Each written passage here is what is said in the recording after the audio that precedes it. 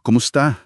Ito, pag-usapan natin yung yung mga material mo tungkol sa house church, yung pagtitipon sa mga bahay-bahay. Napansin ko lang, ang dami palang parang version nito, no? Medyo nakakalito nga kung alin ba yung susundin. Oo, totoo yun. At dyan nga pumapasok yung hamon, di ba? Paano ba tayo kukuha ng karunungan mula sa iba't ibang approach na to nang hindi lang basta, alam mo na, copy-paste? Yung nga eh. Kasi sabi sa isang source mo, delikado raw yung hindi lang yung magkamali, kundi yung manggaya lang tayo. Tapos hindi natin naiintindihan yung ugat, yung teologiya sa likod nito. Baka mawala pa tayo. Eksakto. Kaya ang goal natin dito, bale, himayin natin tong iba't ibang daloy o impluensya para makatulong sa inyo, sayo na nakikinig, na makahanap ng tunay na karunungan, hindi lang panggagaya. Kasi ang attractive talaga nung idea, di ba? Yung parang balik sa simple. Tulad sa Gawa 2, nagtitipon lang sa paligid ng mesa, hindi sa malalaking building. Mhm. Yung mas intimate. Oo, yung parang mas totoo yung samahan sa sala lang. Tumpak. At merong, may katotohanan dyan. Powerful yung image na yan. Pero, dito rin kailangan yung pang-iingat. Kasi, hindi ito iisang klase lang ng kilusan. Ah, okay. Ayon sa mga nabasa natin, para siyang delta raw. Isang malaking ilog, tapos nahahati sa maraming sanga. Ah, maraming pinanggagalingan. Oo, pinapakain ng iba't ibang agos. May impluensya galing sa Radical Reformation, yung mga naunang grupo na humiwalay kasi feeling nila lumayo na ang simbahan sa Biblia. Okay. Tapos meron ding anti-institutionalism, yung medyo ayaw sa formal na organisasyon. Pati na rin yung charismatic revivalism, yung mas emphasis sa Holy Spirit experience. So halo-halo pala talaga. Oo. At ito pa yung mahalaga, yung mga example sa Bible, like yung kina Lydia, kina Priscilla at Aquila, ano yan descriptive, naglalarawan lang. Hindi utos. Hindi siya utos na ganito dapat palagi. Hindi prescriptive. Ang pinaka-goal nun, yung community na nakasentro sa ebanghelyo, hindi yung bahay mismo ang formula. Okay, malinaw yon. So, kung hindi yung lugar ang pinaka-importante, paano nagkakaiba-iba itong mga streams na sinasabi mo? Pwede bang magbigay ka ng examples? Sige, isa na dyan yung tinatawag na restorationist stream.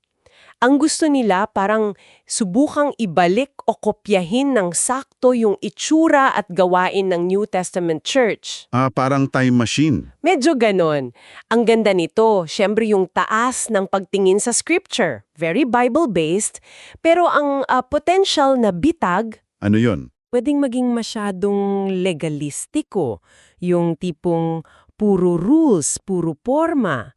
Baka makalimutan na yung puso, yung diwa. O kaya, mahirapan i-apply sa panahon natin ngayon. Oo nga, no? Makes sense. Ano pa yung isa? Meron ding yung organic charismatic stream. Ito naman, ang emphasis ay yung spontaneity. Yung parang kusang umaagos lang yung meeting, spirit-led daw. At yung every member ministry. Lahat kasali, lahat may role. Parang mas participatory. Oo, yun ang lakas niya, yung involvement ng lahat, paggamit ng spiritual gifts. Pero sa kabilang banda naman, May pero na naman. oo, may panganib din na maging medyo malabo yung doktrina. O kaya iwas na iwas sa kahit anong structure, kahit yung kailangan para sa kaayusan at accountability. Okay. So, balance talaga, no? Baka may isa pa. Yung pangatlo. Meron pa, yung missional stream. Dito ang focus talaga ay hindi lang sa loob. Ang tingin nila sa sarili nila ay pinadala, sent for mission sa labas. Sa community, sa workplace. Outward-looking sila. Oo, hindi lang sila abala sa pag-maintain ng building o ng institution. Maganda yon yung pagiging outward-focused. Pero ang posibleng downside naman. Ano kaya? Baka mapabayaan yung pag-aalaga sa mga miyembro, yung discipleship, yung theological depth, kasi sobrang tutok sa external activities. Grabe. Ang dami palang anggulo. Bawat isa may plus at minus. Eksakto. At dito na papasok yung Para sa akin, pinaka-critical na punto galing sa mga sources mo. Yung totoong pangib, hindi yung dami ng modelo kundi yung mababaw na panggagaya, shallow imitation. O kaya yung ideological drift, yung parang umaanod palayo sa original na diwa, kahit pareho pa yung itsura sa labas. Porma lang pero iba na pala ang laman. Yun nga. Kaya ano man yung model, ano man yung stream, kailangan mong balikan yung pundasyon. Ito yung mga parang non-negotiables. Ebanghelyo ba ang sentro? Number 1 yon. Tapos, kasulatan ba ang authority? Meron bang malinaw na spiritual leadership at accountability system? May sacramental life, baptism, Lord's Supper, at focused ba sa mission? Yun yung mga checkpoints, kumbaga. Oo, kasi sa huli, hindi naman talaga yung lugar ang basehan, kundi kung paano namumuhay yung community. Tapat ba kay Kristo sa salita niya? Napaka-importante niyan. So, para sa nakikinig sa atin ngayon na baka interesado sila or nasa ganitong klase ng community, ano yung practical na takeaway para sa kanila? Siguro, ang pag-unawa sa mga daloy na to, hindi para mamili ka ng best stream. Walang ganun eh. Hindi siya contest. Hindi, ang point ay para magkaroon ka ng discernment. Maging matalino sa pagpili o sa pakikilahok. Iwasan yung, uso to, sali ako or nakita ko lang sa iba, gayahin natin. Kailangan ng masusing pagtingin.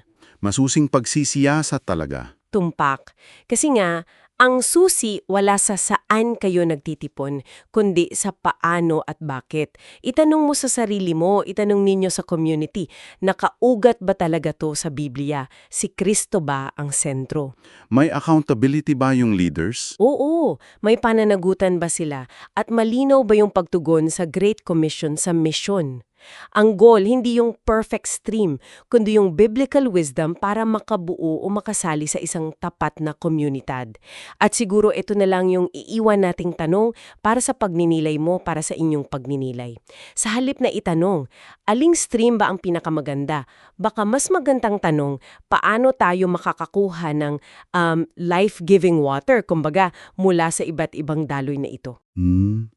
Habang nananatiling nakasandal sa kasulatan, ginagabayan nito para sama-samang mapalago yung isang tapat, isang masiglang komunidad. Saan man tayo nilagay ng Diyos.